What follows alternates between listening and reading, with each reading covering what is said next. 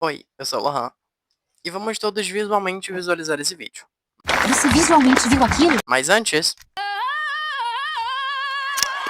gostaram do meu cosplay de Seijinho? Só faltou o chapéu de policial. Se você estiver pensando, ai, que tinta feia, que chapéu horrível. Gente, é porque eu me pintei com guache e o chapéu foi eu que fiz. Poderia ter comprado um pronto? Poderia. Mas eu estou sem dinheiro e eu estava com preguiça de sair da minha casa. Porque como a gente aprendeu com a Dorothy, não há melhor lugar do que a nossa casa. There's no place like home. Antes de começar esse vídeo, deixa um like, muito importante, se inscreve nesse canal. Porque, gente, eu fiz um chapéu, eu me pintei de verde. Se isso não é o suficiente, eu já não sei mais o que fazer pra vocês se inscreverem.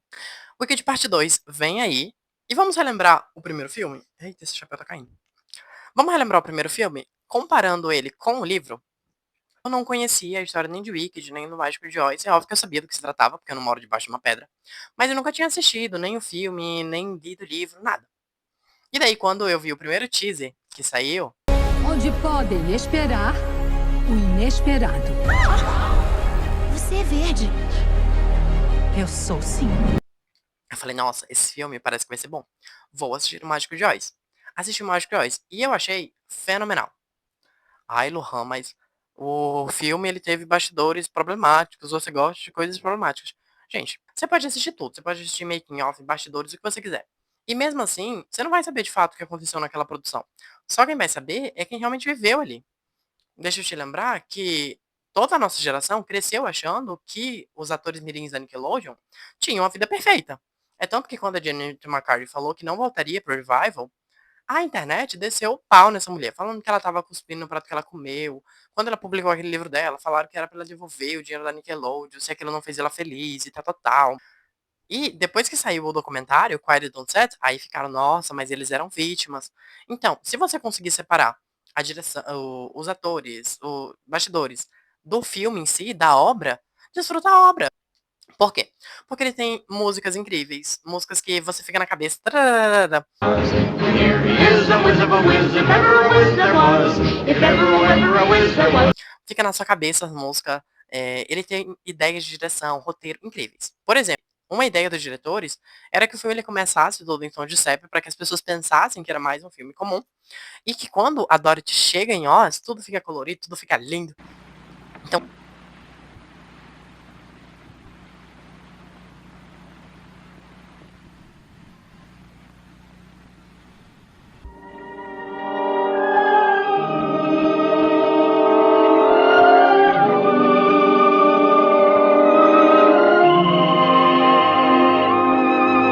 cara, isso é chocante. Hoje, imagina na década de 30, que foi quando esse filme foi lançado. E daí eu fui assistir a peça. Eu assisti aqui pelo YouTube mesmo. E eu estava esperando uma história de vilã. Uma história de origem, né? E eu gostei muito do primeiro ato. Porque o primeiro ato, ele é impecável. É uma história de vilã incrível. Porque o pai dela odiava ela, a irmã dela tratava ela super mal, ela é verde, enfim, tudo mais. E a grande esperança, né, que era o Mágico de Oz, ela percebe que só queria usar ela, só queria se aproveitar dela, acaba se tornando uma grande decepção. E ela termina o primeiro ato, gente, dizendo assim: agora vai todo mundo ver, eu vou desafiar a gravidade, vocês vão me ver voar.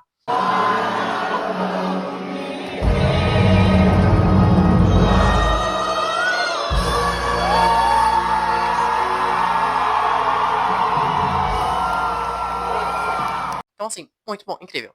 O segundo ato, eu não vou dar spoiler, obviamente, né, pra quem ainda não viu o filme ou a peça, etc. Mas eu particularmente não gostei tanto. Porque o que eles fazem é justificar todo o mal que ela faz lá em Oz, aqui eles justificam. Mas aí depois saiu o filme, eu assisti o filme, depois eu fui ler o livro. E daí eu fui ler o livro esperando uma coisa mais infanto-juvenil. E eu tive uma grata surpresa. Gente, o filme, ele não é nada infanto-juvenil. Ele é sangue, agressão, mutilação, coisas leves. E ele é muito legal. A gente começa a história com um prólogo, o livro ele começa com um prólogo, só para te situar que esse livro ele se passa no mesmo mundo de Oz. E esse prólogo ele é uma conversa com a Dorothy, o Homem de Lata, o Espantalho e o Leão Covarde, e eles estão conversando sobre a Elfa, e a Elfa tá ali perto espiando eles. E eles falam, assim, atrocidades sobre a Elfa. E começa o primeiro capítulo. Os primeiros capítulos, eles contam a infância e o nascimento da Elfa. Da Elphaba. O pai da Elphaba, aqui no livro, ele não é um político, senão ele é um sacerdote do Deus inominável, que seria como se fosse um padre. E daí eles têm um voto de pobreza, então eles vivem afastados da sociedade e tudo mais. E ele vai até a cidade para pregar contra o relógio do dragão. O que é o relógio do dragão? O relógio do dragão é como se fosse um teatro daqueles teatros medievais que a gente vê nos filmes. Só que esse tem um diferencial. Porque ele tem um dragão em cima desse teatro. E esse dragão aponta pessoas na plateia. E a peça que esses bonecos, que esses fazem, é sobre uma das pessoas, dessas marionetes, é sobre uma das pessoas que estão na plateia. Vocês iriam nesse teatro? Porque eu devo me defenderás. Nunca que eu iria num negócio desse.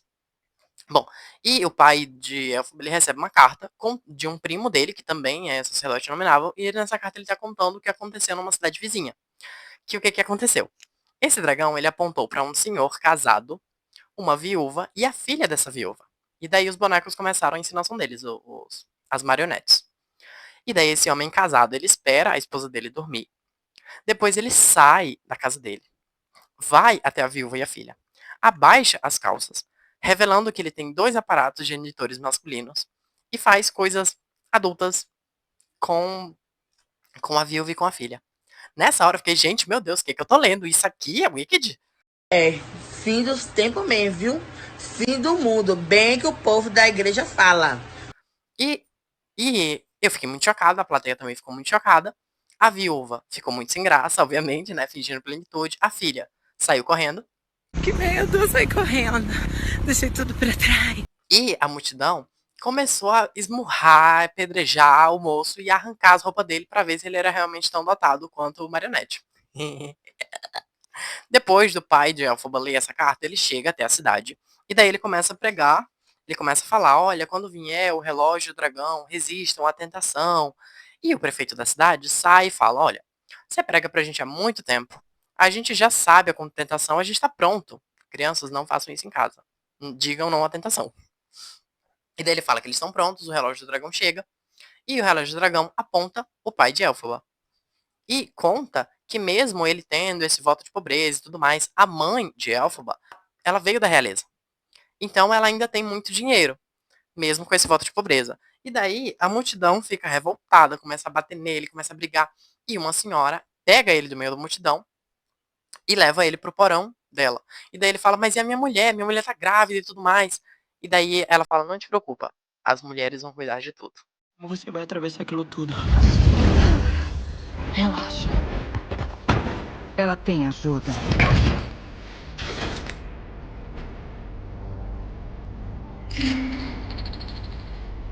Na casa de Elphaba, né, com a mãe de Elphaba que estava grávida dela, ela tá com umas parteiras. Essas parteiras dão pra ela mastigar umas folhinhas, ela desmaia, daí elas botam ela dentro de um carrinho de mão, porque elas falam, essa galera tá vindo com arma, com fogo, com arma de fogo não, com tocha, com tridente, com tudo, pra vir matar essa mulher, a gente não vai deixar ela morrer, pega ela do carrinho e levam ela até um cemitério, pra ela parir lá no cemitério. Quando ela pare, todas elas ficam muito chocadas, que a criança é verde. Uma delas vai tentar brincar com a criança. A Elfa arranca o dedo da mulher. E delas começam a falar: isso aí é um demônio, vamos matar, vamos matar essa criança. Por fim, uma das parteiras fala: olha, a gente nem gosta dessa riquinha aí. Deixa essa menina viva, ela vai mamar no peito dessa riquinha, vai arrancar os peitos dela, deixa ela aí. Aí eles deixam a Elfaba dormindo com a mãe.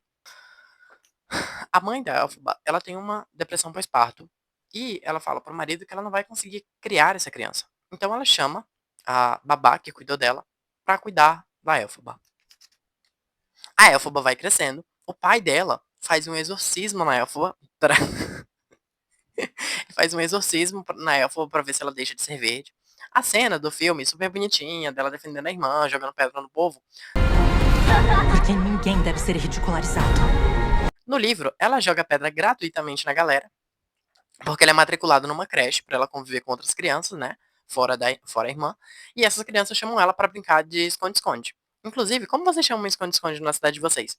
Porque lá de onde eu venho, né, a gente chama esconde-esconde. Mas quando eu fui no Pará, as crianças lá chamam de pira-esconde. Como vocês chamam?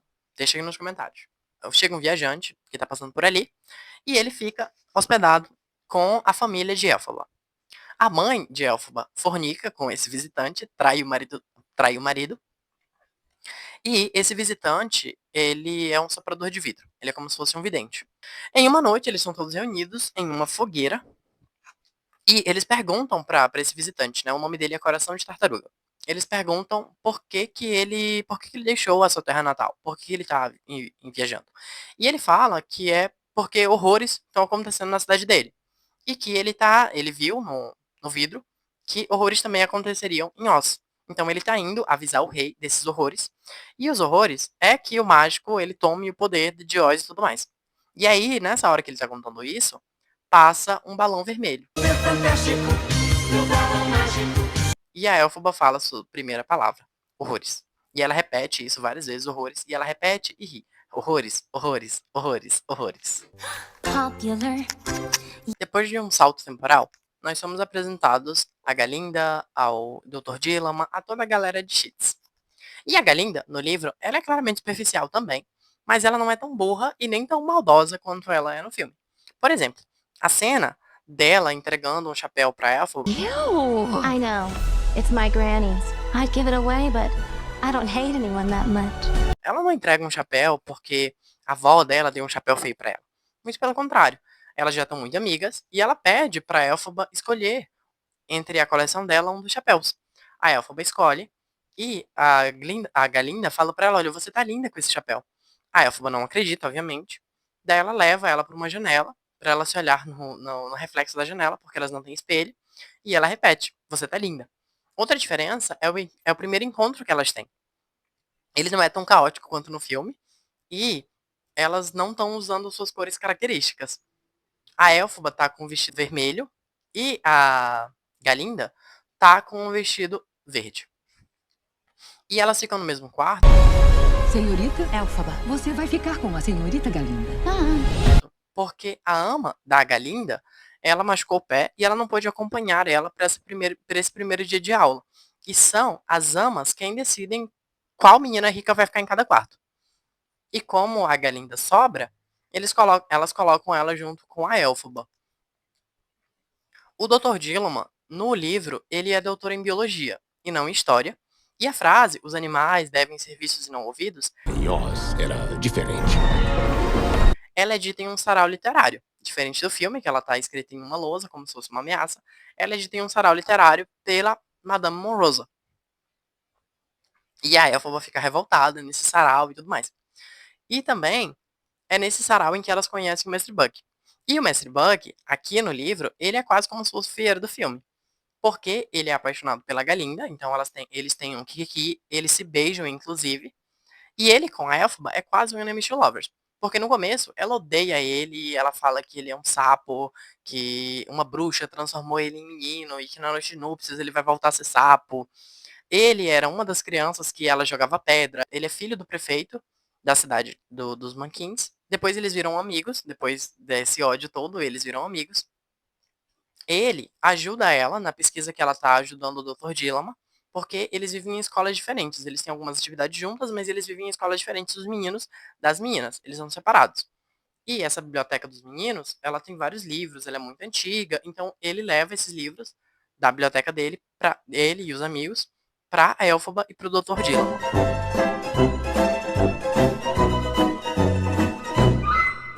Saí correndo, deixei tudo pra trás. O Dr. Dilama, ele é assassinado aqui no livro. E a ama da Galinda vê ele sendo assassinado e ela enlouquece. Ela enlouquece, ela começa a não falar coisa com coisa e tudo mais. A Glinda troca de nome agora nessa parte, também igual no livro, como uma homenagem ao Dr. Dilama, que não conseguia pronunciar o nome dela. E ela acha que esse é um karma que ela tá enfrentando, porque ela falou várias vezes pra Madame Rosa que a ama dela era louca e que ela não conseguiria cuidar de duas meninas e que a Elphaba deveria ser enxotada do quarto dela e colocada no dormitório onde dormiam várias meninas que não tinham ama. E é nessa parte que a Nessa Rose entra na história. Porque como elas ficaram sem ama e elas não querem ir para esse dormitório onde moram as meninas que não têm ama, elas chamam a babá para cuidar delas. E a babá vai para Cheats e traz a Nessa Rose junto com ela. E nessa parte elas têm a conversa de que a Elphaba conta que o pai dela odeia ela e culpa ela pela morte da mãe. Ela conta que ela tem um terceiro irmão e que a mãe, depois que a Elphaba nasceu, ela passou a tomar medicamentos para que os outros filhos não nascessem com a mesma cor da pele. Só que esses medicamentos fizeram com que a Nancy Rose nascesse sem os braços. No filme ela é cadeirante, aqui no livro ela não tem os braços. E o menino, ele não é PCD. Ele não é PCD e nem é verde. Mas a mãe faleceu no nascimento do filho. Nessa hora, como os animais eles estão desaparecendo, começam a faltar professores na escola. E daí as duas escolas elas começam a ter mais atividades juntos. E nessa parte, o Fiyero chega na escola. E ele é um príncipe também, aqui no livro. Só que diferente do Fiyero do filme, ele não é um mulherengo galanteador. Muito pelo contrário. Ele é um príncipe negro e por isso ele sofre bullying das pessoas de Cheats. E por isso ele se une ao grupo da Elphaba. Ela é verde, ele é negro, e ela conhece os preconceitos que uma pessoa pode sofrer pela cor da pele. A ama da Galinda, ela acaba adoecendo e acaba falecendo. Mas antes de falecer, ela fala para eles que quem matou o Dr. Dilama foi o servo da Madame Morosa, para que ele não continuasse com a sua pesquisa. Depois do falecimento da ama da Glinda, a Madame Morosa chama a Nancy Rose, a Elphaba e a Glinda no escritório dela e fala para elas que elas têm muito potencial. A Glinda já está fazendo aula de magia, as outras duas ainda não, mas ela fala que elas têm muito potencial e que depois que elas se formarem, ela quer que elas sejam as porta-vozes dela. Ela fala que a Glinda vai ser a porta-voz dela no norte, a Elphaba vai ser no oeste e a Nancy Rose no sul. E ela fala que elas não podem comentar isso com ninguém, porque ela colocou um feitiço naquela sala e que se elas tentarem falar isso com alguém, elas vão desmaiar e morrer. Quando elas saem de lá, a babá pergunta para elas o que a Madame Rose queria com elas, e a Glinda vai contar e ela desmaia. Então, na hora, depois disso, elas não falam mais nada sobre esse assunto. Todo o grupinho, né, a Galinda com as 3 amigas dela, que aqui no livro elas também não têm muita relevância, nem no filme são um casal, né, de amigos, aqui no livro são 3 meninas, que ela é amiga, o Mestre Bug, a Galinda, todo o grupinho se reúne, e eles fazem um piquenique, comendo coisas caras e tudo mais, para tentar esquecer esse evento trágico que aconteceu. E eles utilizam essas coisas caras e eles falam que eles não estão mais utilizando isso com tanta frequência, essas coisas caras eles estão guardando por conta da seca, né? A seca está acontecendo e tá cada vez mais difícil de conseguir produtos caros e tudo mais. Depois disso, eles decidem ir para um bar super erótico e afins, todo o grupo. Só que a Elphaba fala para eles que ela não vai seguir com eles, que ela e a Galinda vão para Oz ver o mágico. Elphaba e Glinda vão para a Cidade das Esmeraldas e quando elas chegam lá, Come with me. What? To meet the wizard. Why couldn't possibly? This is your moment. I'm coming. enquanto que no filme e na peça elas ficam maravilhadas e elas cantam que da Cidade das Esmeraldas, como ela é maravilhosa, aqui no livro é diferente. A Elphaba, ela olha e ela vê que não tem tantos animais, porque os animais eles estão desaparecendo. E ela vê que também tem muitas pessoas vivendo na miséria na cidade das Esmeraldas, em Oz. E a Glinda, ela vê e ela olha para aquilo tudo e ela fala: nossa, aqui as pessoas elas estão vivendo quase uma utopia, quando o mundo deles está sofrendo uma grande seca, né? As pessoas estão vivendo na miséria. E as cidades das Esmeraldas vivendo como se nada tivesse acontecendo. Elas demoram dias até o mágico receber elas. Elas vão lá várias vezes implorar para que o mágico veja elas. E quando elas finalmente conseguem ter a visita com o mágico ele nunca desce desse salto para revelar que ele não tem poderes. Muito pelo contrário. Elas falam o tempo todo com um esqueleto fluorescente e da caixa torácica desse esqueleto sai como se fosse uma tempestade. E a Elphaba fica com muito medo, porque ela tem medo de água, obviamente. E ao redor do mágico tem como se fossem chamas de fogo. Elas ficam com muito medo, obviamente. Você consegue. Você consegue qualquer coisa. Eu sou Oz, o grande e poderoso. Mas ainda assim, a Elphaba ela fala da pesquisa do Dr. Dilama, ela fala do assassinato do Dr. Dilama, ela fala que os animais eles estão desaparecendo. E quando ela vai vendo que o mágico não vai resolver nada, ela chama o mágico de ditador. Olha, tá sendo quebrado! E a Glinda do lado, ela fica, gente, o que essa menina tá falando? Por que você tá falando isso? Olha, eu não concordo com nada que essa doida tá falando. O mágico expulsa elas de lá, fala que nunca mais vai vê-las. E quando elas estão indo a caminho da carruagem, que vai levar elas de volta pra Cheats, a Elphaba, ela fala que ela não vai voltar pra Cheats, que ela vai agora estudar por conta própria. E daí elas se beijam e se despedem. E assim termina a primeira parte. Daí depois nós temos outro salto temporal pra parte 2. Pra parte 2 da peça e do filme. E daí, pra não dar spoiler, se vocês gostarem desse vídeo, se tiver bastante visualização, eu faço um segundo vídeo da parte 2. Combinado? Popular. Gente, de coração, muito obrigado a todo mundo que chegou até essa parte do vídeo. Se você gostou desse vídeo, se inscreve nesse canal. Esse canal a gente vai falar bastante de livros, de filmes, de séries, de tudo aquilo que a gente gosta. E compartilha esse vídeo com aquele seu amigo que gosta muito de Wicked, que viu a peça, ou que leu o livro, ou que até mesmo aquele que viu o filme. Manda pra todo mundo. E eu sei que eu prometi postar vídeos todas as quintas. Eu tô falhando em algumas quintas, mas é por conta que o meu computador ele tá travando muito, né, na hora da edição. Então, tenham paciência comigo. Se você chegou até aqui, comenta alguma coisa. Comenta, o Wicked é muito bom. Que eu vou saber que você chegou até aqui. Acho que isso é tudo. E tchau.